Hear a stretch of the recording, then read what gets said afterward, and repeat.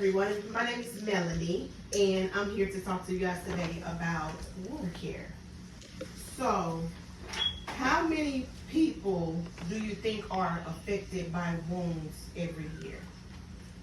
Hundreds of thousands. Is it a percentage? Not really. You said hundreds of I thousands? think hundreds of thousands, like, it could, I'm sure.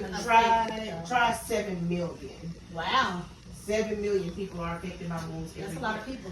Imagine a world where every wound, no matter how big or small, had the power to heal effectively and efficiently. Today we'll explore the essential keys to unlocking clear understanding of the importance of proper wound care in preventing infection and promoting healing. Additionally, we will outline various types of wounds and impart knowledge of essential wound care techniques, including cleaning and dressing wounds, recognizing signs of infection, and understanding when to seek medical attention.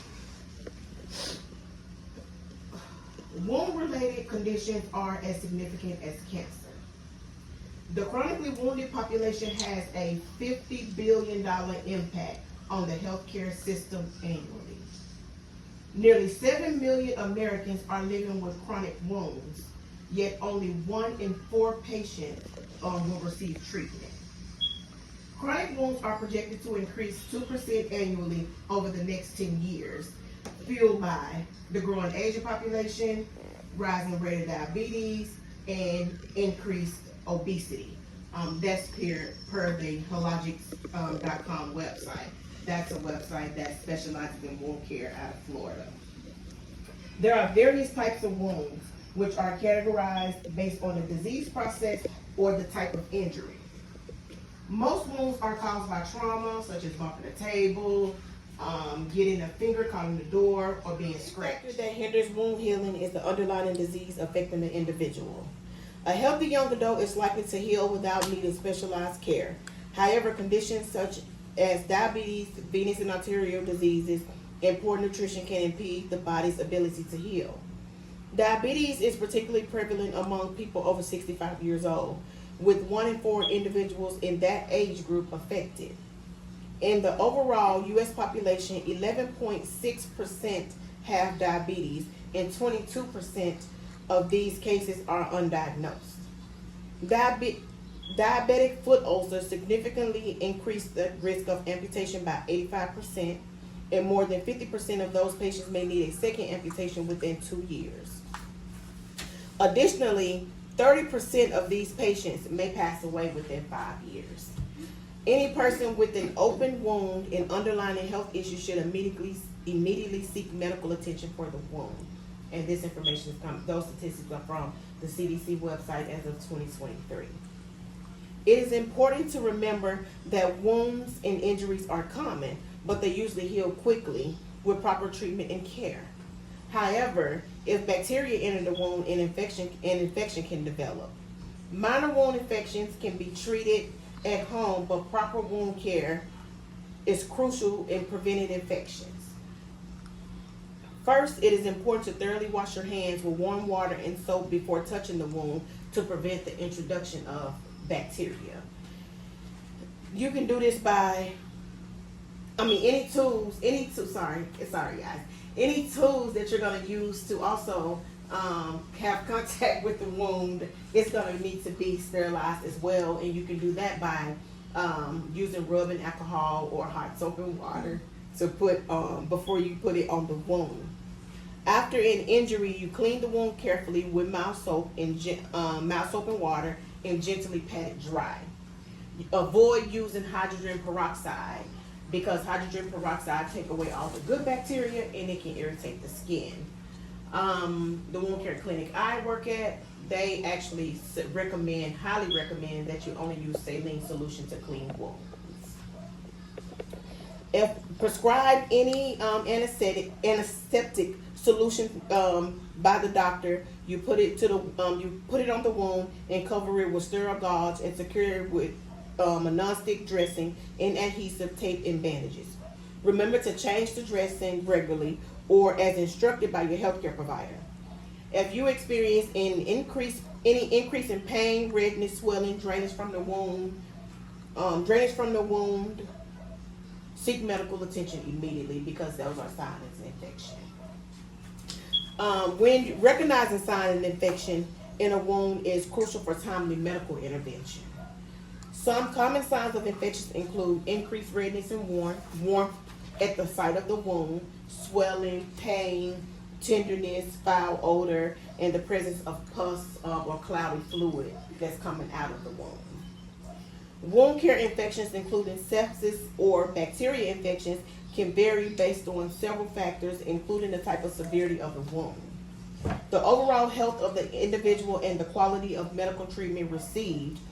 According to the CDC, the Centers for Disease Control and Prevention, also known as the CDC, sepsis is a serious condition that affects over 1.7 million adults in the United States each year and can lead to 270,000 deaths.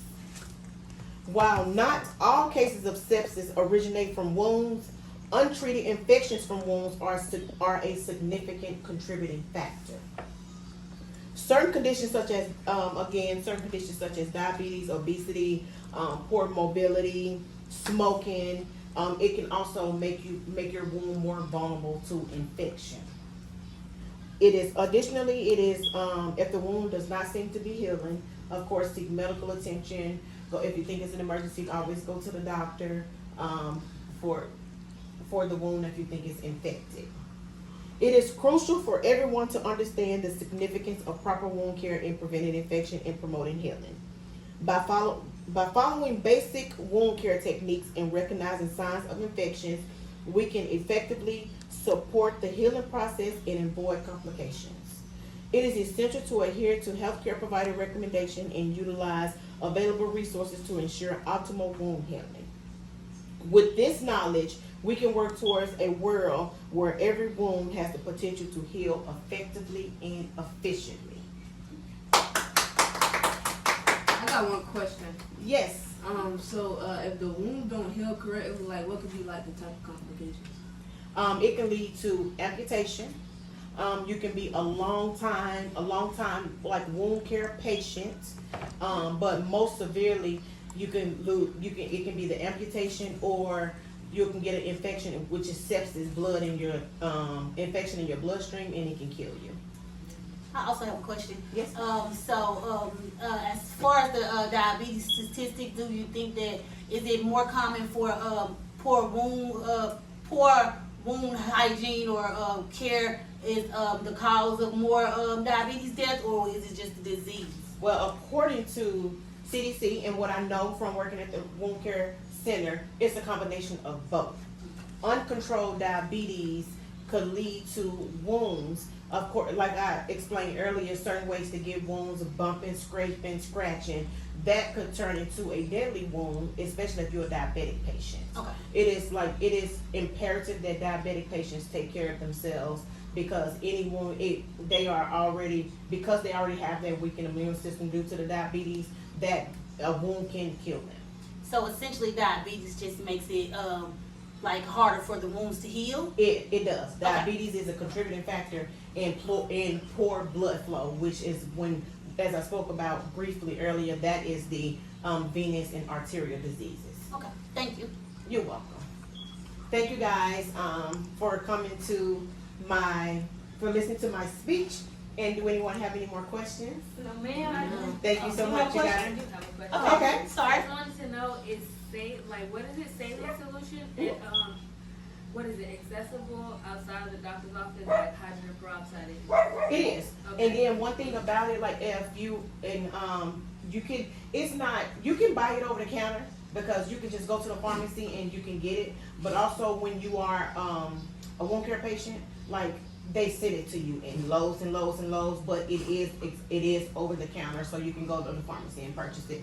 Okay, kind of piggybacking off of her question, is the over-the-counter saline solution as effective as the saline solution you would get from your physician? Yes, because it's not necessarily a medical grade. Okay. It's just saline solution is like pure to clean the wound. Okay, thank you. You're welcome. Thank you guys. Thank you.